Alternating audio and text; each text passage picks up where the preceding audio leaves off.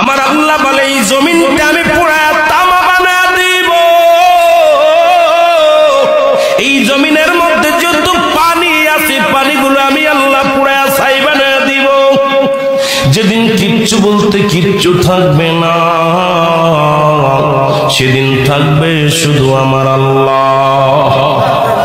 আজকে কার জন্য সুদ খাও, কার জন্য ঘুষ খাও, কার জন্য ব্যভিচার করো, কার জন্য অন্যায় করো রে মন, কার জন্য তোমরা এত বাদই করো। আরে আজকে একটা কথা বলতে গেলে কষ্ট হয়। এই জমিনটা আল্লাহ পুরায়া তামা বানায়া দিবে। এই জমিনের মাটিগুলো পুড়ে হবে তামা। এই জমিনে যত পানি আছে পানিগুলো পুড়ে হবে ছাই। এই দুনিয়ার মধ্যে কিচ্ছু যেদিন থাকবে না, ওই তুরস্কের কত বাহাদুর, কত টাকাওয়ালা মিনিটের মধ্যে